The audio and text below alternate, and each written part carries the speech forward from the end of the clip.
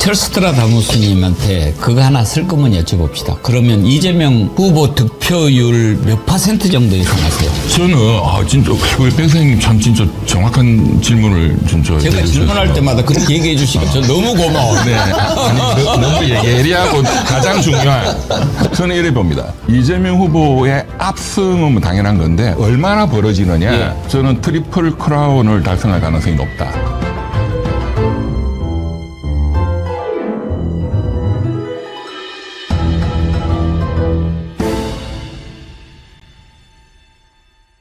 예, 시대의 예언자 철스트라다무스 이병철 변호사님 오셨습니다. 어서 오십시오. 감사합니다. 투표하셨어요? 저는 본래 본투표 때 갑니다. 왜 그것도 그러세요? 오후에. 뭐 이유가 있으십니까? 예, 왜냐하면 제가 2012년 네. 12월 19일 날 그 박근혜 대통령 당선됐을 때 그때 사실 그 문재인 후보가 거의 따라 붙었는데 네. 당일날 오후에 노인분들이 쏟아져 나왔거든요. 그래서 사실 뒤집은 거거든요. 예, 그때도 제가 오후에 갔는데 정말 눈에 보일 정도로 그때 노인분들이 많았어요. 오후 2시 이후에. 사전투표에서 막 이렇게 막 밀리고 본투표 막 이렇게 나오고 그러니까. 예, 그렇죠. 그래서 또 이번에는 사전투표가 역대급이니까. 예. 그래서 이제 본투표 때 특히 이제 보수층 이 당일날 얼마나 나오느냐 그걸 좀 느껴보려. 그 표를 딱 예껴놓고 있다가 결정적일 때 한 표. 그게 또 원샷 원킬에 또 맛이기도 하지요. 예, 예. 누구를 찍으실 건지는 제가 안 여쭤보겠습니다만 뭐 정해져 있죠, 뭐. 누구를 안 찍을 줄은 제가 확실히는 알겠어요. 이준석 고발하셨죠. 네, 네. 뭐 이준석이가 한 말이 어떤 게 법에 어긋나는 겁니까? 일단 법적인 거는 예. 민주당에서도 그 고발을 어제 하셨던데 저는 그저께 밤 토론 끝나고 여러분들이 전화가 와서 너무 충격적이라고 저도 거의 엽기적이더라고요. 그래서 이제 전화 끊고 밤 12시부터 바로 고발장 써서 2시 40분에 온라인으로 접수했어요. 그 국민신문고 온라인 접수 예, 가능하거든요. 그리고 제가 기자들한테 한 100여 분 아는 분들한테 보도자료를 뿌렸어요. 새벽 3시부터 전화가 와요.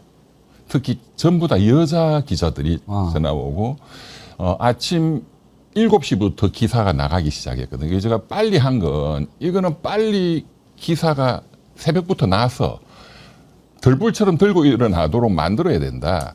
이제 그러고 민주당도 고발하고 제가 고발한 내용하고 비슷한데 첫째는 이게 선거잖아요.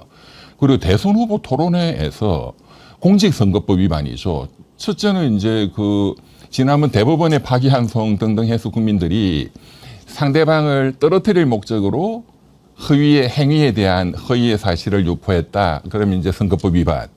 또 뭐 본인이 붙기 위해서 허위의 사실을 유포했다. 이거는 이제 떨어뜨릴 목적으로 이재명 후보를 깔아내릴 목적으로 발언한 거거든요. 예. 그리고 내용이 허위예요. 확인되지도 않은.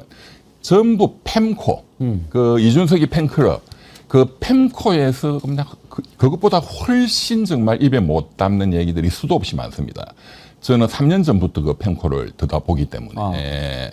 그래서 이제 그 허위사실 유포, 그 공직선거법 위반 250조. 그 다음에 251조는 후보를 비방하기 위한 목적으로 막 비방하는 거. 이제 그게 후보 비방죄가 이제 별도로 있습니다. 그거는 일반인이 아니라 상대 후보도 못하게 돼 있습니까? 그렇습니다.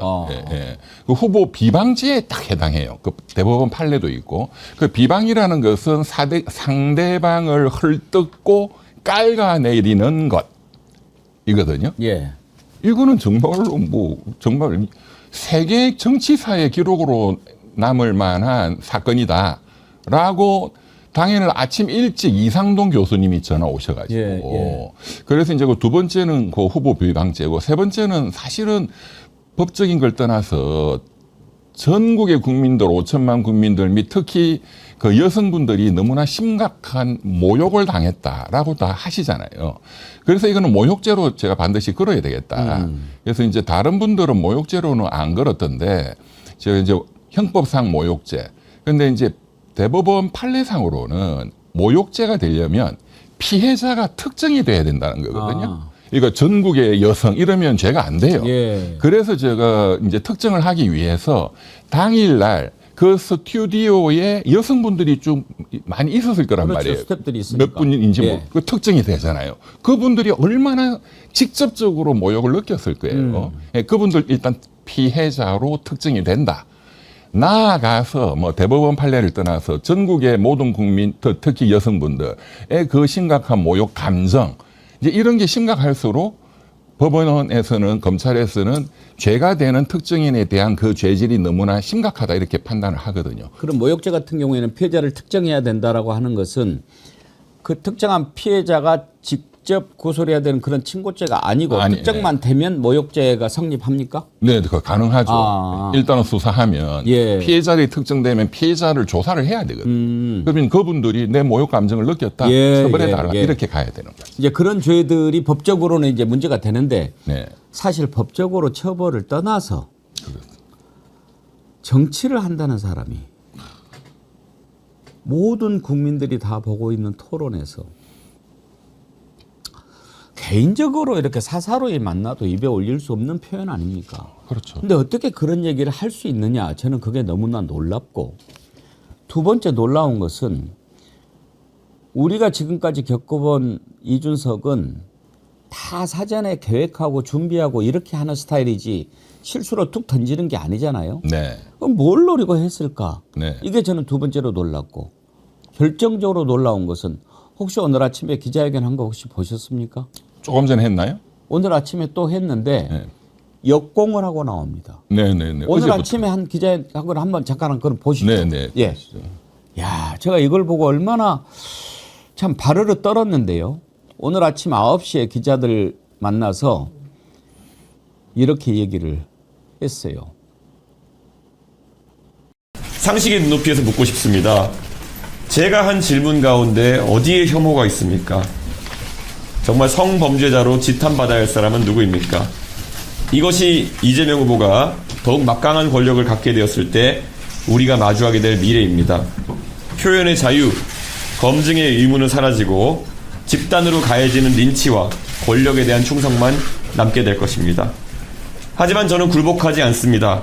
진실을 덮으려는 시도에는 단호히 맞설 것이며 법적 책임도 함께 묻겠습니다.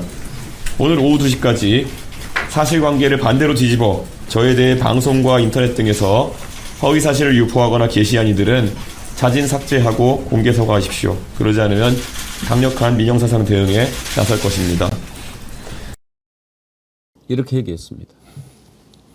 어제 얘기했던 연장에서 더 나갔네요. 예. 예. 저거는 지금 어쨌든 법적인 거는 제가 고소 취하 안 한다는 거는 알고 있거든요. 제가 어떤 사람인지는 얘가 제일 잘 알아요. 예.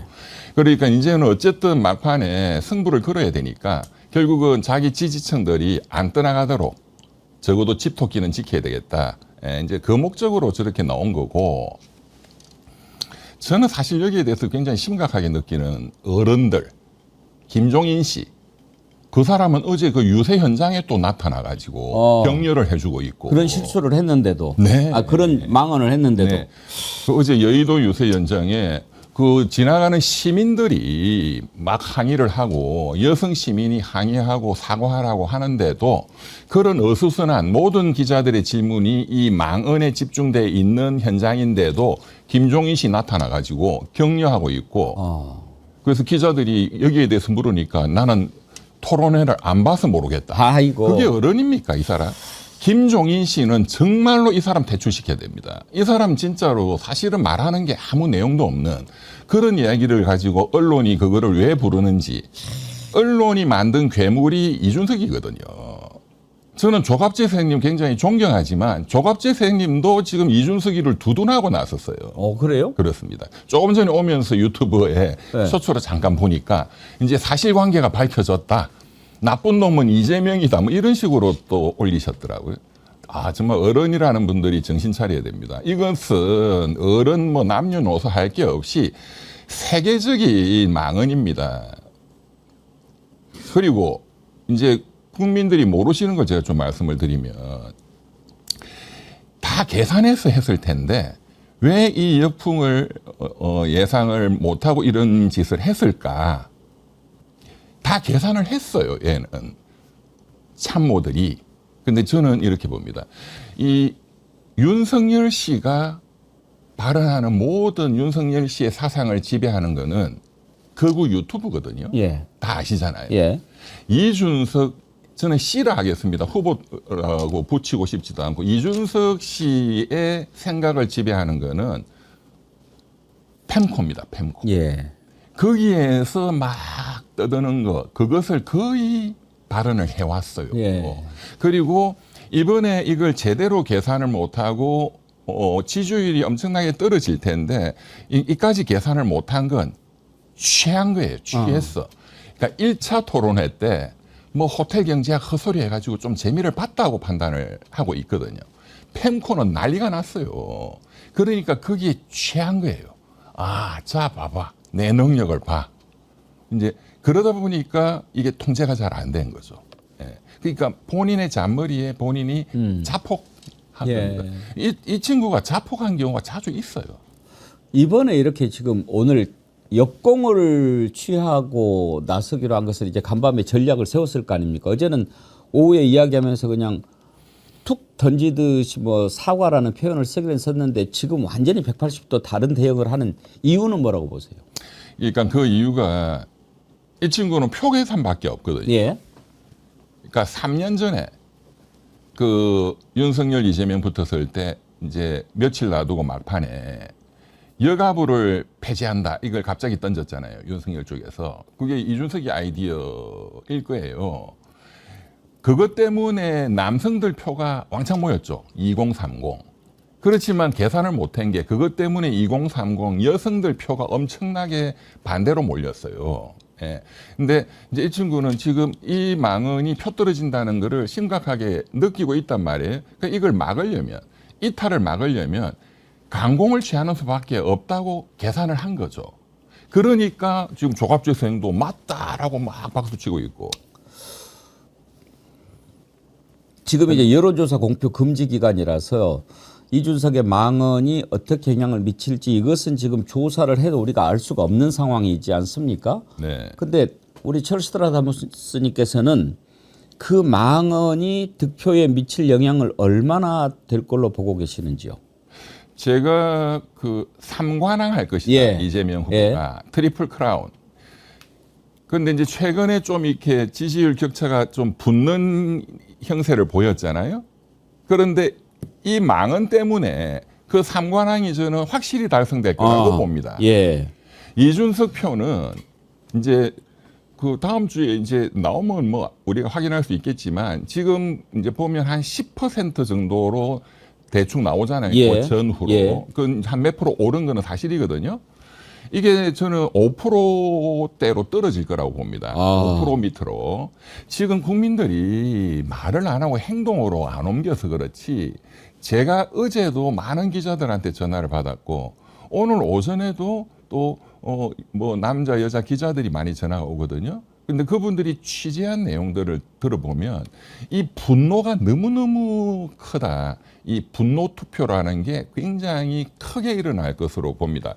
이제 그러면 이 5%가 쭉 빠지고 그 5% 중에 한 1% 정도가 김문수로 갈까? 왜냐하면 김문수도 여기에 동조하고 있거든요. 특히 그 김문수 후보의 최측근인 차명진 전 의원은 예. 더 심한 또 망언을 했어요. 그랬죠. 저는 옮기지는 않겠습니다. 예. 이제 그런 걸 보면 국민들이 정확하거든요. 그래서 한 4% 정도는 이준석이 떨어지는 게 이재명 후보 쪽으로 쏠릴 것이다. 그러면은 지금 이재명 후보 지금 마지막 여론조사 나오는 거 보면 48, 9 정도로 나오잖아요. 이제 52를 넘을 거라고 봅니다. 첫째. 그리고 투표율이 지금 역대급이거든요. 예. 오늘 사전 투표. 이 보면 이제 지난 선거, 지지난 선거 때 77, 77이었어요. 저는 80 정도 갈 거라고 봅니다. 예. 투표율이 이제 80으로 가면 격차가 지금 총 유권자가 4,400만이거든요. 투표율 80으로 가면은 1%가 저는 30만 명으로 지난번에 대략 계산했는데 투표율이 높아지면은 1%가 35만 명입니다. 예, 그러면 15% 격차 나면은 이명박 때 났던 격차 530만 표 그것을 넘었습니다. 예.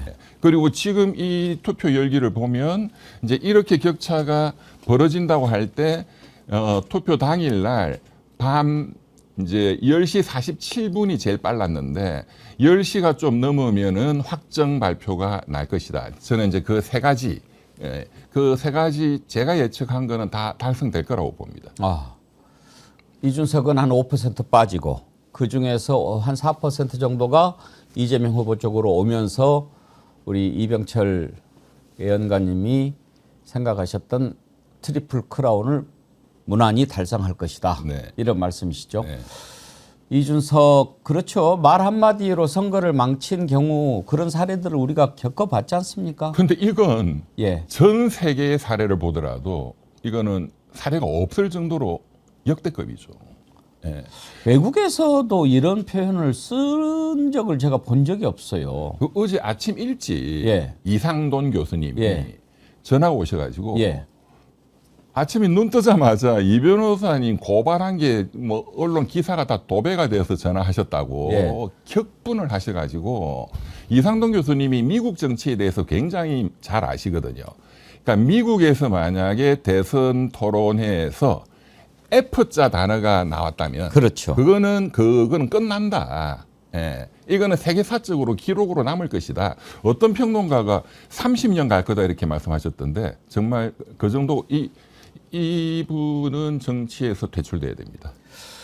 뭐 오늘 아침에 기자회견 한 거 보면은 그럴 가능성이 제로인데 만약에 지금이라도 너 정말 그건 말도 안 되는 실수야. 너 지금이라도 책임지고 후보 사퇴해.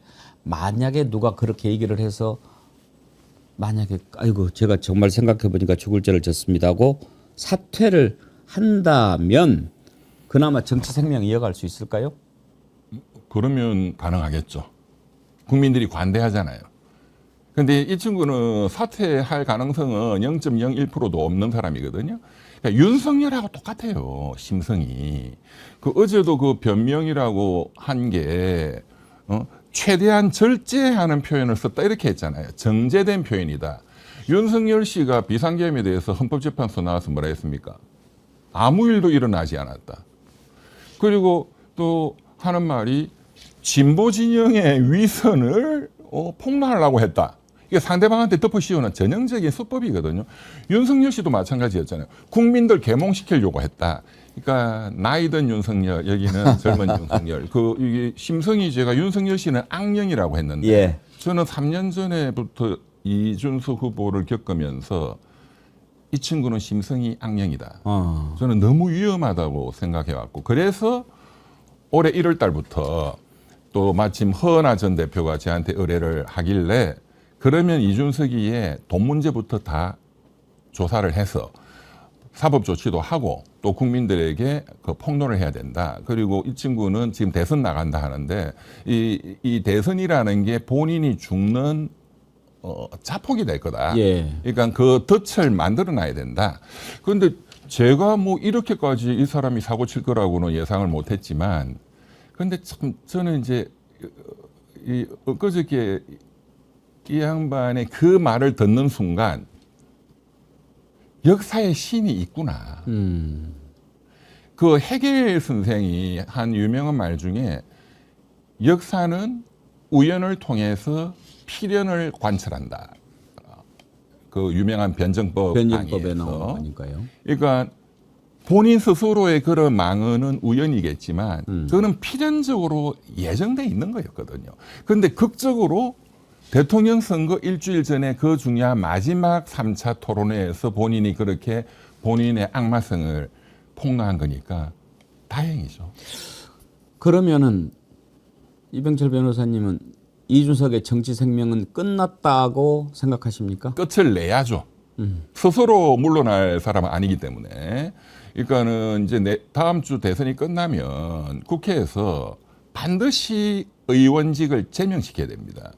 제명은 그 대통령 탄핵 소추 또 개헌처럼 200명 이상의 국회의원의 표가 필요하거든요. 그러면 지금 민주진영 5개 정당은 제명시키겠다고 일단 의사 표현을 했어요. 한 10여 표만 모으면 됩니다.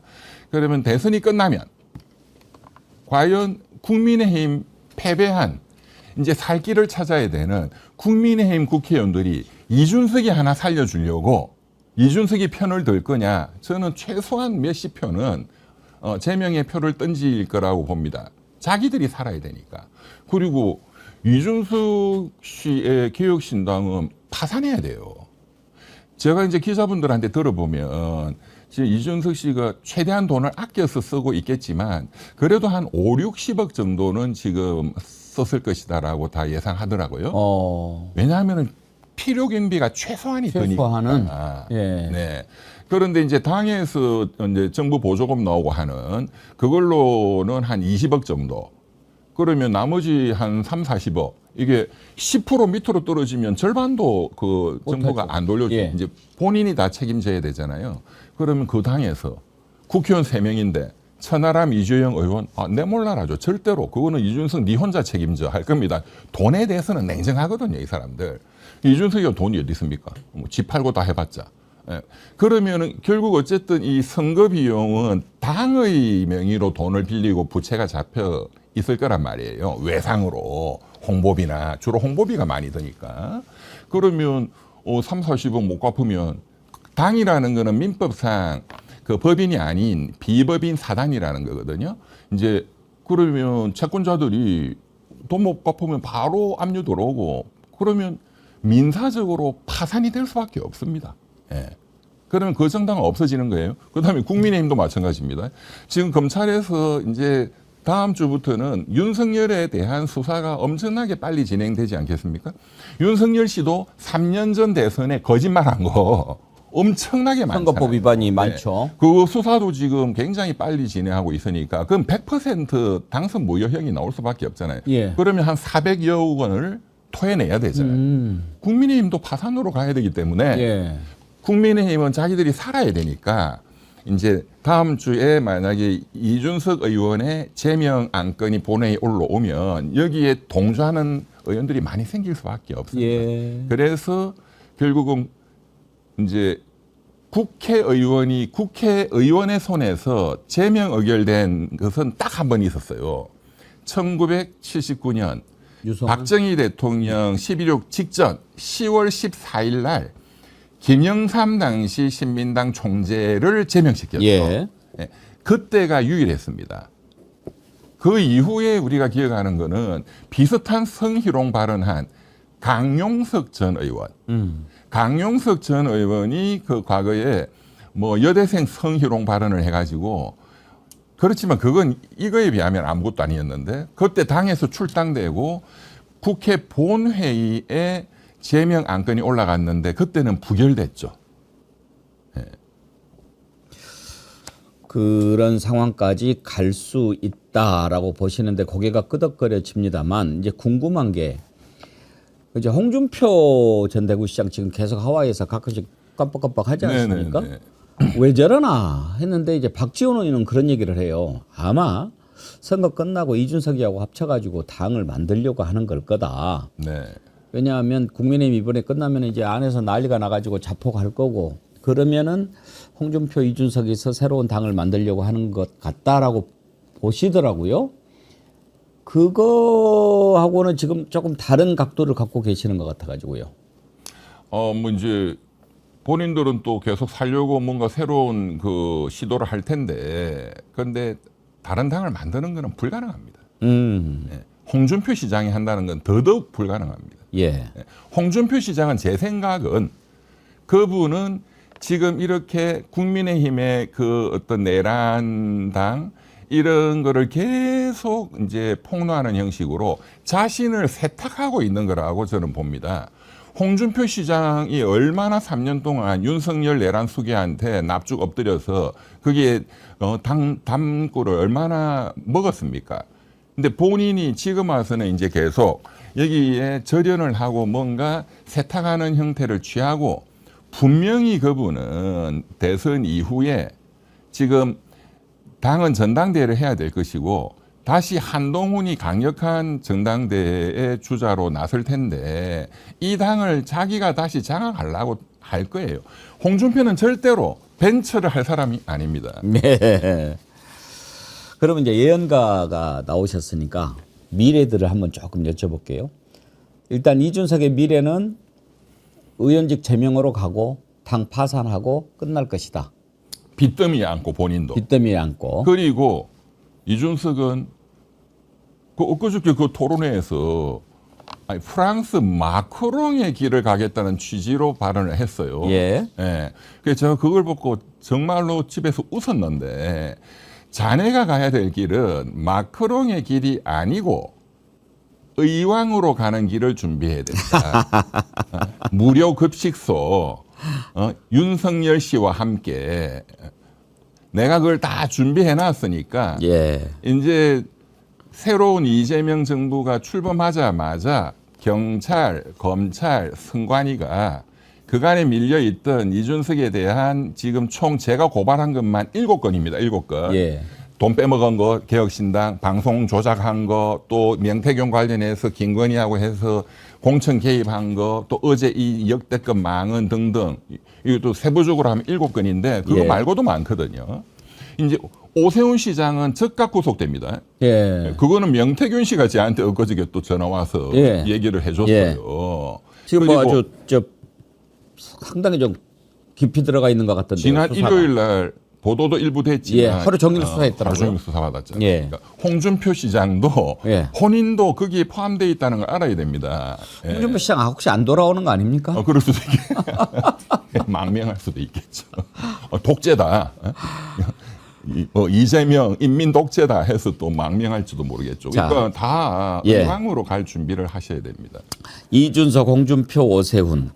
자, 이제 세 번째 미래는 한번 의왕을 갔다 온 윤석열. 네. 언제쯤 정리가 될 것 같습니다. 재구속. 그런데 예.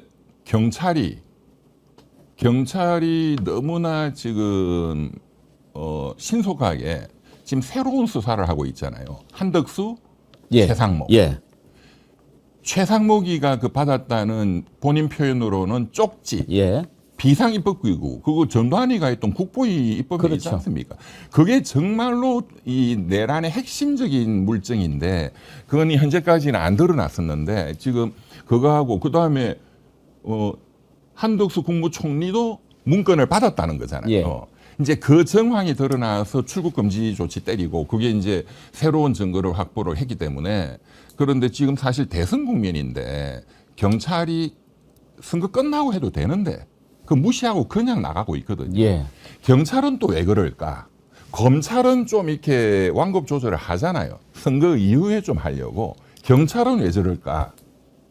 경찰은 선거 끝난 이후에 검찰청이 없어지는 그게 대비하는 거죠. 자기들 실력을 보여줘야 되잖아요. 예. 특히 그 국수본 우종수 본부장은 저하고 행정고시 동기입니다. 아, 예. 예, 제가 회장이고 예. 또 그분은 뭐 저보다 한 2살 후배지만 성격이 말이 없어요.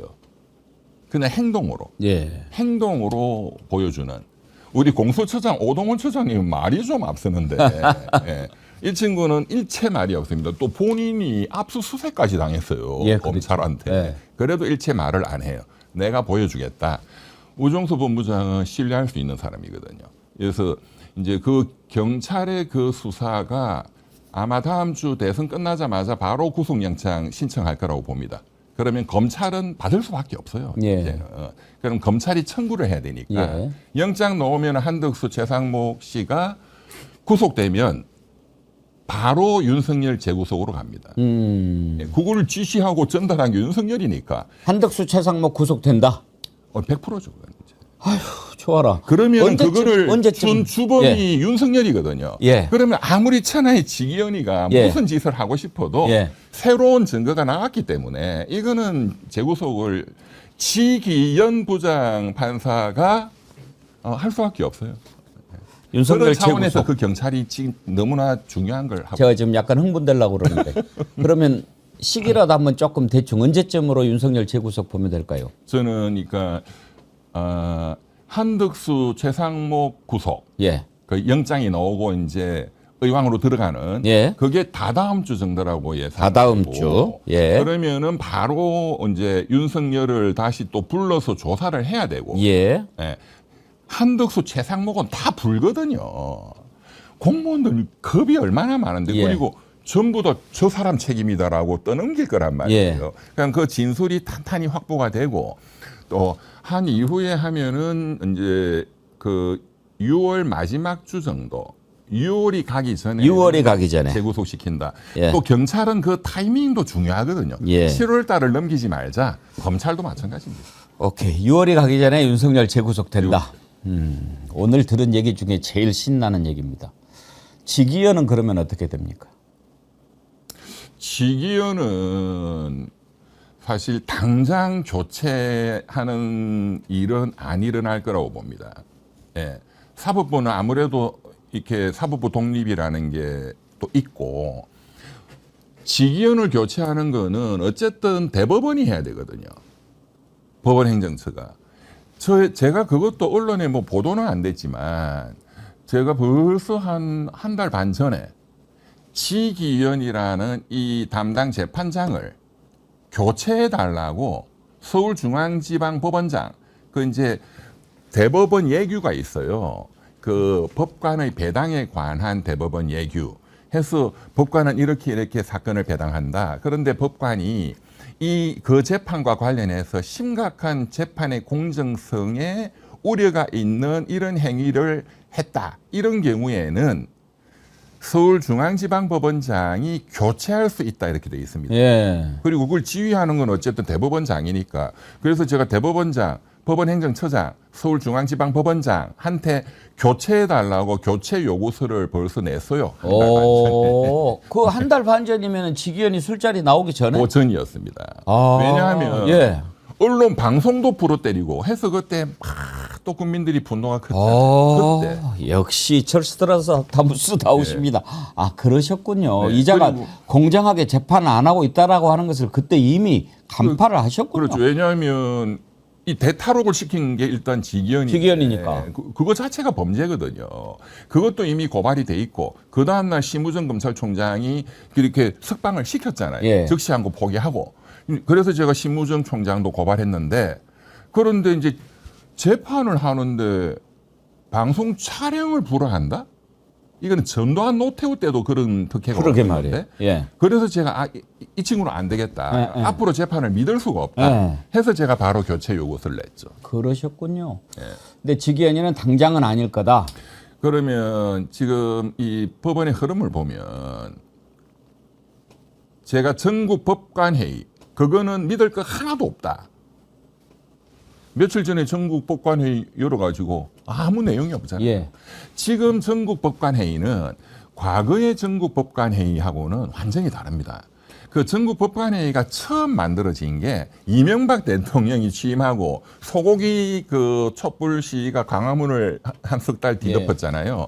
그때 이 시위대들 때문에 광화문에 상가 주인들이 장사가 안 되고 피해가 크다 해서 소송이 붙었어요. 그때 대법원의 대법관인 신영철 대법관이 완전히 극보수거든요. 예. 그 사람이 재판에 압력을 넣어가지고 이 시대들 불리하게 하라 이런 식의 압력이 들어갔다 해서 젊은 법관들이 들고 일어나서 만든 게 전국 법관 대표자 회의예요. 예. 그때 그걸 주도했던 분들이 제 사법고시 동기들입니다. 아, 그 2008년도니까. 그렇군요. 그런데 그 이후에 지금은 이 젊은 법관들이 너무나 보수화됐어요. 자기 개인의 일신의 영달밖에 모르는 사람들이 대부분입니다. 예. 그래서 사법부의 그런 전체적인 걸 보면 스스로가 지기현 부장판사를 교체하고 하는 것은 웬만하면 안 하려고 할 것이고 역시 이것도 공소처가 또 수사를 하고 있고 하니까 뭔가가 나오면 교체가 되겠죠. 몇 사람 더 있는데 오늘 시간 좀 되십니까? 네, 네. 예, 고맙습니다. 김쌤님, 이병철 변호사님 포청천 닮으셨어요. YOUJK님 도파민이 쑥. 예, 오늘 이병철 변호사님이 계셔서 든든합니다. 이분은 성함이 이병철님이네. 네.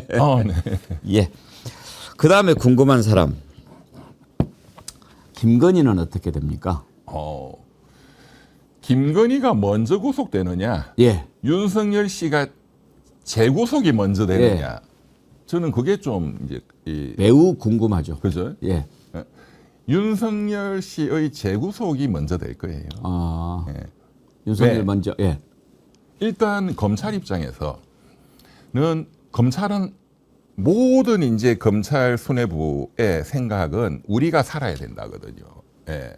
우리가 살기 위해서는 어떤 선택을 1차, 2차 이렇게 해야 되느냐 이 계산을 하겠죠. 그럼 전 국민들이 이제 다음 주에 이재명 정권이 출범했다. 그러면 전 국민들이 김건희를 빨리 잡아 넣으라를 원하느냐, 윤석열 재구속을 더 원하느냐. 아무래도 윤석열 재구속이 검찰의 어떤 동정표를 얻기에는 이게 그래도 더 중요하다라고 판단을 하겠죠. 예. 정서적으로는 김건희가 더 싫어하는 분들도 많이 있지만, 예, 김건희는 뭐 어차피 도관에 던지고 김건희 자체가 어떤 정치적으로 큰 어떤 의미가 있는 건 아니잖아요. 윤석열의 재구속은 정말로 중요한 거거든요. 예. 예, 그래서 윤석열 씨를 6월 말까지 만약에 재구속이 되면 김건희는 또 이런 게 있습니다. 국민들은 민주진영 국민들이야 뭐 둘 다 잡아 넣어라 뭐 속이 시원하다 이겠지만 항상 또 보수 쪽도 봐야 되거든요. 집권을 하면 그때부터 더 보수의 움직임을 또 여론을 또 잘 살펴야 되잖아요. 그러면 또 나이 드신 분들은 부부를 다 잡아 넣는 경우가 어딨냐 분명히 그렇게 예. 나오거든요. 그러면 그런 얘기를 맨 먼저 하는 거는 홍준표 같은 사람이 또 할 거예요. 또 눈치 보고 그 보수의 또 지지를 얻어서 당에서 또 뭔가를 또 해야 되니까 그래서 약간 텀을 두고 저는 김건희 거는 김건희 가족들도 구속돼야 될 사람이 많거든요. 그래도 김건희 뭐, 구속 안 하면 국민들이 당연히 구속시켜야 네. 되는데 시간적인 이제 텀이 제가 보기에는 바로바로 팍팍은 안 할 거라고 보고 한 달 정도의 텀은 두고 그런데 소환조사 이런 거를 하면 국민들이 이렇게 속풀이가 되니까 해서 아마 7월 말 정도까지 김건희 구속 그 다음에 이제 최문순 그 친정엄마 예. 오빠 김진우 네. 그 이제 그 가족들을 탈탈 털어야 되겠죠. 예. 해먹은 거는 여기서 많이 해먹었으니까 또 뭐 21g인가 뭔가도 그것도 있고. 다 지금 해야 되고 21g이 뭔지 혹시 그 영혼의 무게라는 거 영혼의 아닙니까? 무게. 예. 그것 자체도 굉장히 섬뜩하죠. 섬뜩하죠. 하여튼 그거 안 걸린 게 없으니까. 21g이라는 그 회사도 거의 페이퍼 컴퍼니 비슷한데 예. 그 회사가 본래 하는 업종이 그 회사가 대통령실 리모델링하고 막 했거든요. 그런데 본래 이거 뭐 하는 건지를 제가 등기부등본을 떼보니까 예. 처음 업종은 그 반려견들 장례식장 하는 업종이에요. 그래서 영혼의 무게 뭐 이런 거 따진 거죠. 예. 그러면 또 개를 가지고 서로 인연이 서로 시작이 됐는지도 모르겠네요. 그렇죠. 그것도 조사해 보면 그렇죠. 알겠죠. 그렇죠. 예. 개 같은 사람들이니까 다. 자, 그다음 권성동의 미래는 어떻게 될까요? 그거는 뭐 권성동은 뭐 여전히 그냥 뻣뻣하게 뭐 원내대표 이런 거는 뭐 원내대표는 그만둘 가능성이 높죠. 그거는 선거 참패의 책임을 누군가 져야 되지 당연히. 않겠습니까? 그리고 이제 그거는 당내 의원들이 하는 거니까. 예. 그거는 뭐 교체를 할 것이고 당 대표는 뭐 전당대회 열어서 하는 거니까. 예. 권성동이는 이제 좀 숨어야죠. 그냥 숨는 걸로 끝나요? 굉장히 권성동 의원은 제가 잘 알잖아요. 또 구력도 오래됐고, 굉장히 이 정치적인 이게 빠르거든요. 그리고 본인은 항상 믿는 게 뭐냐? 나는 무소속으로 나가도 우리 지역구에서 나는 된다. 항상 거기에 가장 그거를 든든하게 생각하는 사람이기 때문에 뭐 좀 쉬지 뭐. 그리고 나는 당내 최대 계보인 MB계의 대변자다. 이게 권성동의 힘입니다. 이번 지금 대통령 선거도 지금 김문수 후보가 뭐 뒤늦게 어떤 우여곡절을 거쳐서 후보가 돼가지고 어쨌든 굉장히 빠른 속도로 지난 한 3주 동안 지지율이 올라왔잖아요. 그거를 만드는 거는 조직표거든요. 그 조직이 다 MB 세력이에요. 그 요새 언론에 좀 많이 노출이 된 그 새로운 미래를 준비하는 모임 세미준 회장 이영수 회장. 예. 그 사람이 정말로 실력자입니다. 그 사람은 단 한 번도 국회의원 같은 걸 해본 적도 없고 연세도 한 70대여섯 되셨거든요. 그분 아들이 결혼식을 한 날 국민의힘 거물급 의원들이 전부 다 와서 90도로 인사할 정도로 실력자입니다. 그분이 전국 선거를 책임지고 움직입니다. 지난 30년 동안. 예. MB 대통령 때도 그랬고 이분은 대통령 후보도 무시 못합니다. 대통령도 무시 못합니다. 왜? 대통령 5년 동안 또 전국 단위 선거가 있잖아요.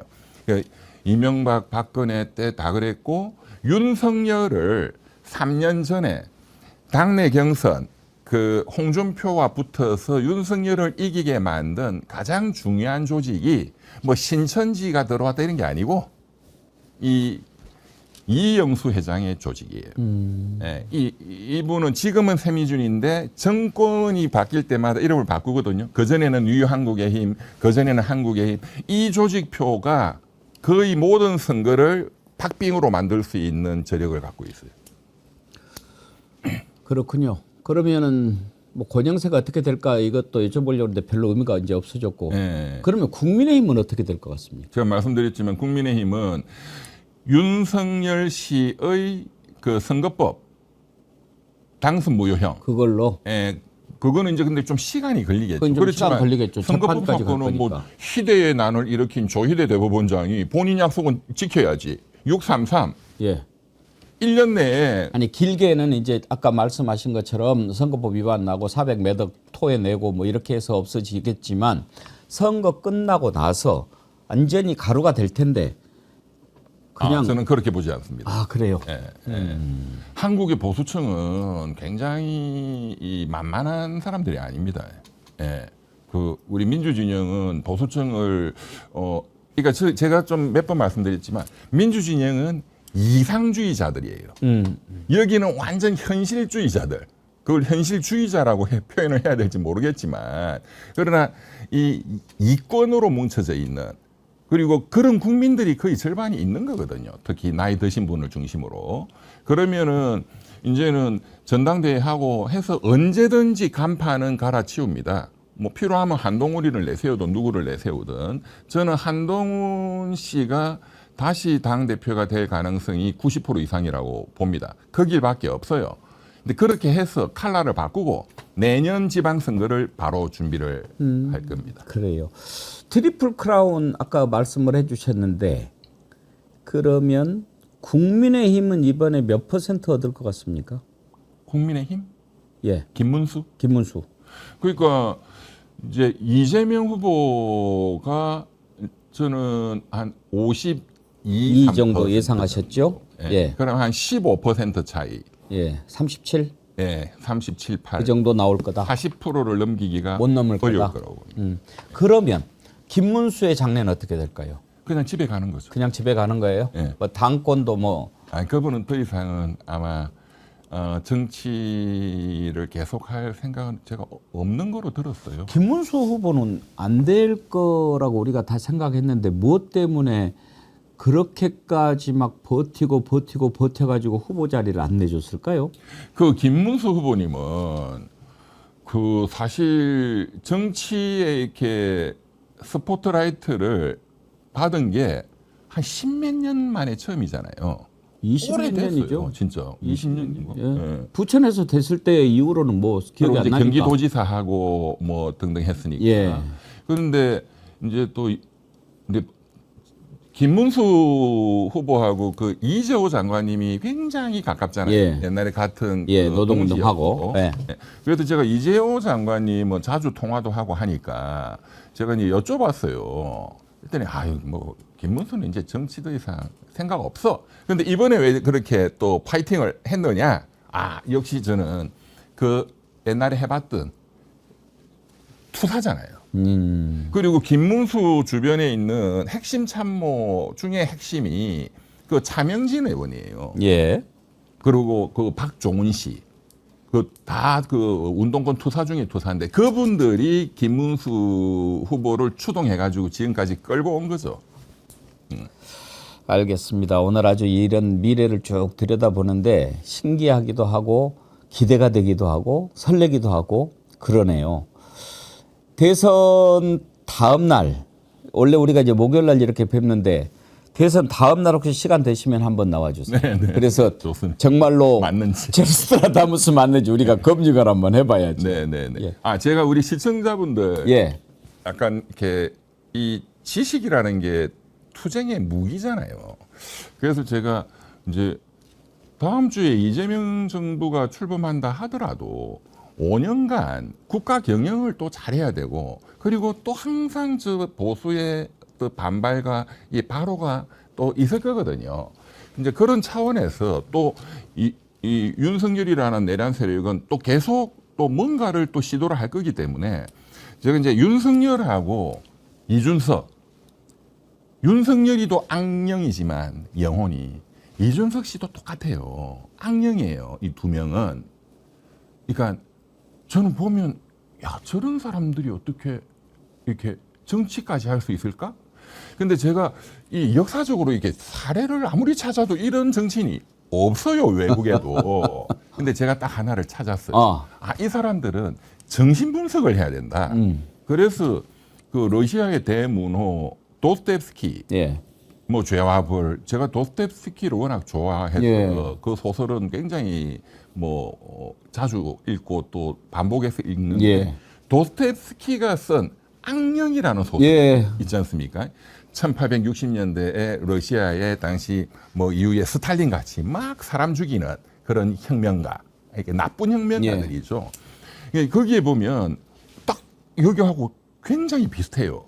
그 주인공이 표토르라는 나이 많은 악령이 있고 이제 혁명가. 그리고 굉장히 잘생긴 스타브로긴이라는 20대 중반의 젊은이인데 굉장히 잘생기고 말도 잘하고 유럽에 유학도 갔다 오고 이준석이하고 거의 비슷해요. 그런데 너무너무 성적으로 타락했고 막 이런 거예요. 제가 엊그저께 그 토론 보면서 딱 스타브로긴이 생각이 나요. 그리고 그 위에 이 스타브로긴을 악마로 만든 그 늙은 그 이 주인공 표토르 이게 윤석열이고 스타브로긴이 이준석이구나. 와 역시 대문호는 내다보는 게 있다. 예. 도스토옙스키. 예. 결론이 어떻게 되느냐. 그 스타브로긴은 극단적 선택을 합니다. 그래서 저는 이 윤석열 젊은 윤석열의 미래는 어쨌든 암울할 것이다. 표토르는 어떻게 됩니까? 표토르는 죽지 않아요. 근데 이제 장기 유배를 가죠. 네, 시베리아. 그래요. 그런 게 또 아까 해겔의 변증법에 따른 역사도 말씀을 하셨는데 저는 그런 게 우리가 뭐 사필 규정이라고 얘기하지 않습니까? 그렇죠. 정의와 상식이 살아 있으니까 오늘날 이렇게 대한민국에 우리가 살고 있는 것이고 그렇습니다. 김대중 대통령이 말씀하신 것처럼 인생은 아름답고 역사는 진보하니까 예. 진짜 김대중 대통령 말씀하셔서 제가 한 말씀만 더 드리고 싶은데 이제 이재명 대통령 당선은 뭐 어쨌든 확정된 것이고 앞으로 5년간 어쨌든 경제는 너무 힘들고 또 서민을 보듬고 또 국가의 미래를 준비해야 되고 또 정치도 개혁해야 되고 할 텐데 저는 민주당 의원님들이 뭐 이재명 후보님이야 뭐 다 알고 계시는 것 같고 이제 그리고 또 우리 국민들도 민주 시민들도 그 IMF 때의 그 국난의 유산을 받아서 김대중 대통령이 5년간 했던 그리고 김대중이라는 그 인물의 그 인생 그리고 그 대통령을 했던 5년 그때 김대중이 뭘 했는지를 보면 이재명 정권 5년은 반드시 성공할 수밖에 없다. 다음 주에는 그 말씀을 좀 제가 여쭤보려고 그랬어요. 네. 대선 끝나고 나서 네. 이재명 정부 이제 국민 주권 정부라고 이름을 붙였는데 어떤 것부터 해야 되고 뭐를 해야 되고 또 이런 것은 놓치면 안 되고 우리는 또 어떻게 해야 되고 이런 말씀들을 좀 해주시면 좋겠습니다. 그 화두로 마지막 이제 한마디만 하면 저는 김대중 대통령이 쓴 책을 다 읽어봤거든요. 책도 많이 쓰셨어요. 많이 쓰셨죠. 예. 예. 많이도 보셨고. 예, 예. 제 뭐 많은 좋은 명언들이 있지만 일단 오늘은 딱 이 한마디 그 서생의 문제의식과 상인의 현실감. 현실 감각을 가져야 된다. 예. 정말로 탁월한 게 예. 아니다. 예. 그 똑같은 말을 그 유명한 막스 베버, 그 독일의 그 세계적인 그 사회학자, 정치학자 막스 베버가 그 당시 그 1800년대 말이죠. 그때 우리 많이 아시는 소명으로서의 정치라는 책이 있지 않습니까? 거기에 그 결론이 정치인은 이런 이상에 대한 그 신념윤리 그리고 이 현실에 대해서 또 책임지는 결과윤리 그 균형이 중요하다. 이게 김대중 대통령 말씀하고 똑같은 얘기거든요. 근데 표현은 김대중 대통령 표현이 훨씬 또 가슴에 오는 것 같아요. 그렇죠. 서생적 문제의식과 상인적 상인. 현실 감각 예. 항상 강조하셨죠. 그리고 정치인들은 꼭 반발짝만 앞으로 가라. 그런 얘기도 하셨고. 정말 지금 이제 이재명 후보를 보면서 김대중과 노무현을 합친 정치인 이렇게들 많이 그리고 있거든요. 네. 정말 잘 해낼 걸로 믿고 있습니다. 저는 이번에 후보 토론하는 거 보면서도 저는 이제 김대중 대통령 정치인 시절에 취재를 참 오래 했거든요. 가까이서. 네. 보면서 제가 그런 생각했는데 지금 이재명 후보 아주 가까이 있는 분도 저하고 똑같이 그러더라고요. 둘이 똑같이 그랬어요. 딱 DJ구만.